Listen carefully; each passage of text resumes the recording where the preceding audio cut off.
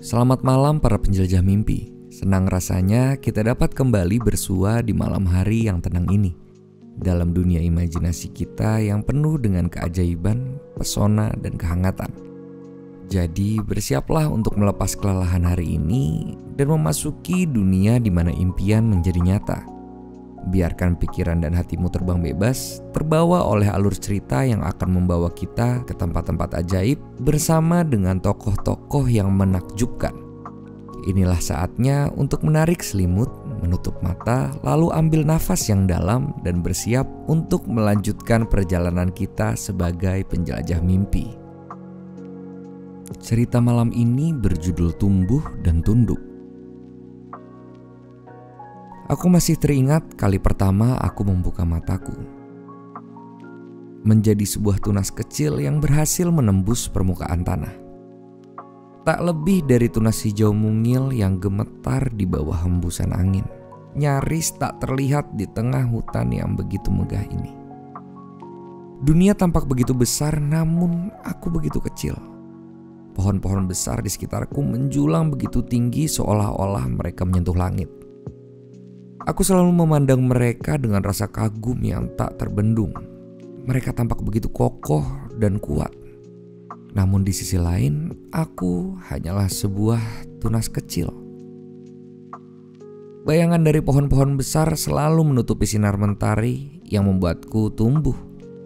Dan aku harus berjuang mendapatkan air dari tanah yang penuh dengan akar-akar pohon lain yang jauh lebih besar dan lebih kuat dari punyaku.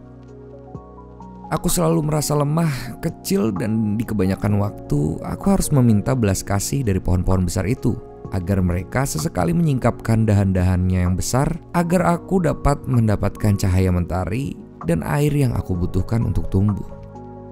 Tetapi aku tetap mencoba dan harus selalu mencoba. Setiap harinya sekuat tenaga aku mendorong akarku lebih dalam, mencari makanan dan air yang bisa kuserap untuk tumbuh besar. Setiap malam aku mengangkat batangku sedikit lebih tinggi, berharap suatu saat bisa menyentuh cahaya mentari dan tidak perlu memohon kepada pohon-pohon besar itu lagi. Beberapa tahun berlalu, kini badanku sudah semakin kuat. Beberapa cabang dan ranting kecil serta dedaunan sudah mulai tumbuh. Akarku yang dulu sangat rentan, kini semakin kuat mengikat tanah. Aku juga sekarang bertambah tinggi. Kini aku sudah bisa menyentuh cahaya mentari sendiri, meskipun hanya ketika senja datang. Namun dengan badanku yang sudah semakin kuat dan tinggi, aku sudah tidak perlu lagi memohon kepada pohon-pohon besar untuk memberiku kesempatan mendapatkan cahaya mentari. Karena kini aku memiliki waktuku sendiri dan aku yakin aku akan menjadi pohon yang paling kuat dan paling indah di hutan ini. Setidaknya itu yang selalu aku yakini. Nyatanya ada hari-hari di mana hujan turun terlalu deras, membuatku hampir terendam air. Ada pula saat di mana mentari terlalu terik hingga aku merasa layu karena sulitnya mendapatkan air. Di hari-hari lainnya angin kencang sering datang dan menghantam, mencoba merobohkanku, tapi aku bisa apa? Beberapa daunku rontok dan cabangku yang kecil hampir patah. Aku hanya bisa bertahan dan aku harus bertahan. Walaupun terkadang harapan seakan hilang dan aku merasa tak berdaya. Sedangkan aku terlalu besar untuk memohon kepada pohon-pohon besar di sekitarku. Dan itu adalah tahun-tahun terberat dalam hidupku. Namun kemudian aku melihat banyak pohon-pohon yang lebih kecil dariku. Pohon-pohon besar yang dulu begitu tinggi menyentuh langit, kini sudah tidak tumbuh semakin tinggi lagi. Aku sudah mulai mengejar tinggi pohon-pohon tua itu. Dan entah mengapa tahun-tahun terberat dalam hidupku sekarang hanya terlihat seperti sebuah cuplikan kecil. Yang tidak lagi membuatku takut, namun membuatku tumbuh semakin besar dan akarku sekarang semakin kuat. Aku tidak lagi merasa kecil dan rapuh. Burung-burung mulai membuat sarang di dahanku. Tupai-tupai kecil mulai melompat dari satu ranting ke ranting lainnya. Bahkan ada seorang manusia yang sering datang duduk di bawah bayanganku, berteduh dari hangatnya mentari. Aku melihatnya, seorang pria muda datang sendiri kelelahan dan kepanasan.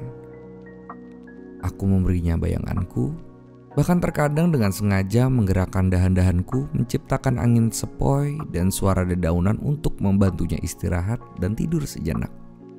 Beberapa waktu kemudian, pria itu datang kembali membawa seorang wanita bersamanya. Mereka berlarian ke sana kemari, menari bersama, lalu beristirahat di bawah bayanganku. Tahun-tahun berlalu, aku tidak lagi melihat pria muda itu datang untuk beristirahat. Hingga suatu hari, ada 2 orang anak kecil kembar yang begitu menggemaskan. Mereka berdua berlarian mengitariku, dan pria itu akhirnya datang kembali bersama wanita yang sama. Namun kini ia terlihat lebih dewasa, badannya lebih tegap, tatapannya lebih berwibawa dan penuh kasih sayang. Sangat berbeda dari pertama kali ia singgah di bawah bayanganku dengan matanya yang penuh api petualangan. Saat itulah aku menyadari sesuatu yang luar biasa. Aku tidak hidup hanya untuk diriku sendiri. Kehadiranku di sini berarti memberikan perlindungan bagi mereka yang membutuhkan. Aku merasa bahagia setiap kali melihat burung-burung kecil itu bernyanyi, tupai-tupai melompat, dan hewan-hewan lainnya tertidur dengan nyaman di bawah bayanganku. Dan setelah hari itu pula, mereka tak pernah kembali lagi. Aku ingat kenangan terakhir bersama si kembar menggemaskan itu. Mereka menggoreskan inisial nama mereka di tubuhku. A dan A tulisannya. Dengan besarnya tubuhku saat ini, goresan itu hanya seperti gelitikan kecil bagiku. Tidak ada rasa sakit sedikit pun.